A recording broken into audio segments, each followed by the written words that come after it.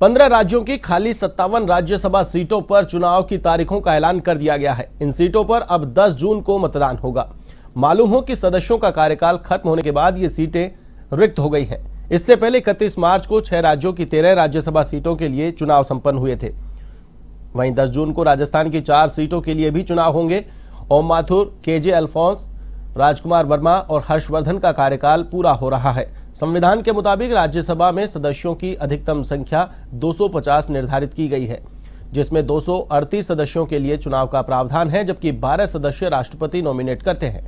हर 2 साल में से 1/3 सदस्यों का कार्यकाल खत्म भी होता है, जिसके बाद उनकी सीटों के लिए चुनाव होता है। इसका मतलब है कि प्रत्येक 2 साल पर राज्यसभा के 1/3 सदस्य बदलते हैं, न कि यह सदन भंग होता है, यानी राज्यसभा हमेशा बनी रहती है।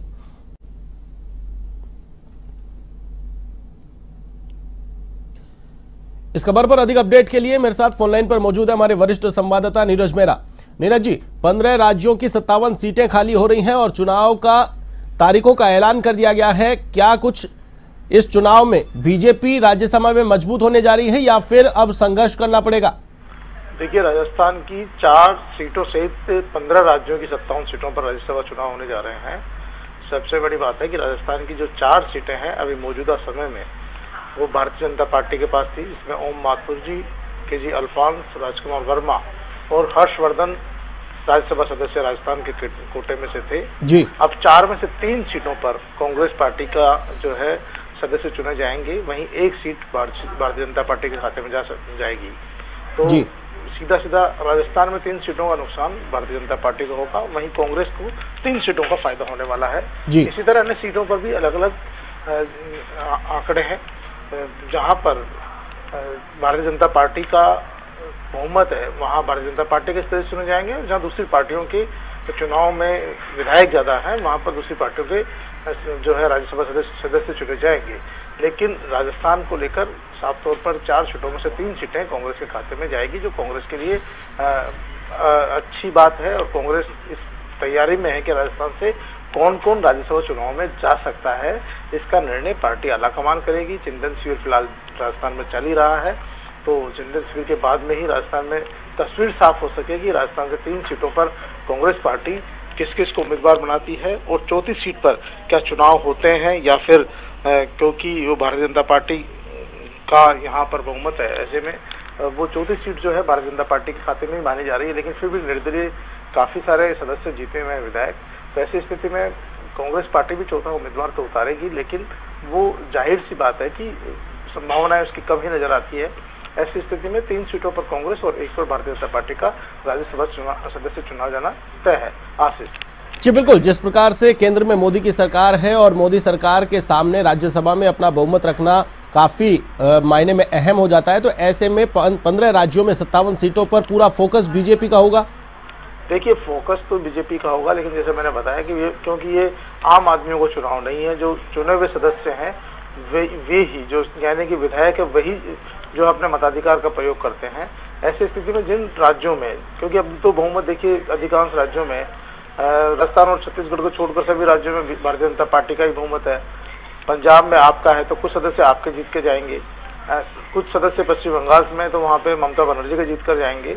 तो इन तीनों चारों राज्यों में स्थितियां अलग अलग है, लेकिन फिर भी ज्यादातर सदस्य भारतीय जनता पार्टी के चुने जाने हैं, क्योंकि अधिकांश पूरे देश में ही इस समय तो भारतीय जनता पार्टी की प्रदेशों में सरकारें हैं। लेकिन पश्चिम बंगाल, पंजाब और राजस्थान और छत्तीसगढ़ से यहाँ पर कांग्रेस पार्टी के खाते में भी सीटें जाएगी। आप पार्टी को पंजाब से राज्यसभा सदस्य मिलने वाले हैं, पश्चिम बंगाल से ममता बनर्जी को सदस्य मिलेंगे। वहीं पर जो छत्तीसगढ़ है वहां से भी कांग्रेस पार्टी को और मध्य प्रदेश से भी 2 सदस्य जो है राज्यसभा के चुने जाने की संभावनाएं है, क्योंकि वहां पर भी कांग्रेस पार्टी के अभी विधायक जो है और ऐसी स्थिति में जो सीट खाली होगी उन पर कांग्रेस का राज्यसभा सदस्य चुना जाना तय है। तो ऐसी स्थिति में ऐसा नहीं है कि भारतीय जनता पार्टी का देश में शासन है तो वो सभी जगहों से भारतीय जनता पार्टी के राज्यसभा सदस्य ही चुनकर जाएंगे। जिन राज्यों में जिस पार्टी का बहुमत है उसी के विधायक उन्हीं पार्टी के राज्यसभा सदस्यों को चुनकर भेजेंगे। आशीष जी, बिल्कुल।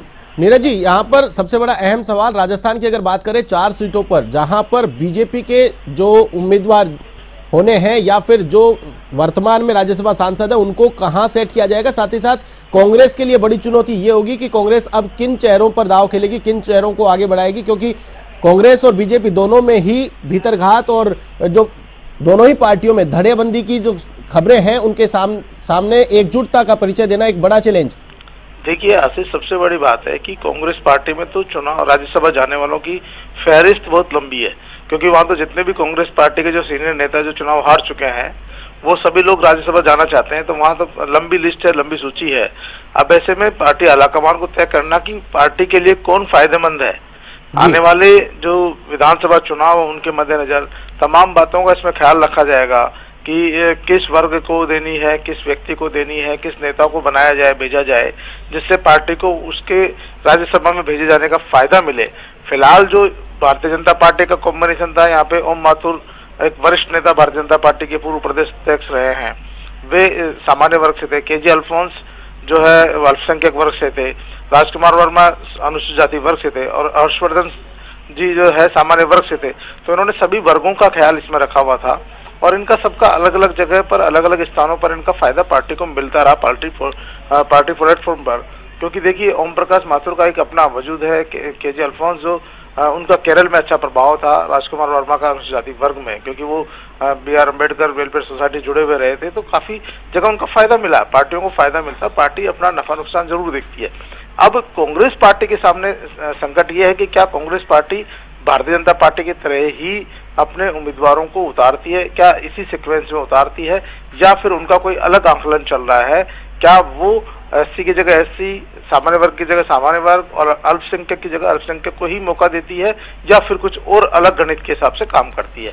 ये आने वाला वक्त बताएगा। कांग्रेस पार्टी में भी लंबी लिस्ट है, भारतीय जनता पार्टी में भी एक सदस्य चुना जाना है, तो वहाँ भी कमी नहीं है। ऐसे में उम्मीद की जानी चाहिए कि देखते हैं राजस्थान से कौन कौन नेता है जिनको राज्यसभा जाने का अवसर मिलता है। आशीष जी बिल्कुल, चलिए तमाम जानकारी के लिए बहुत बहुत शुक्रिया। तो ये थे हमारे वरिष्ठ संवाददाता नीरज मेहरा, जिन्होंने बताया कि 15 राज्यों की 57 सीटें खाली हो रही है, जिन पर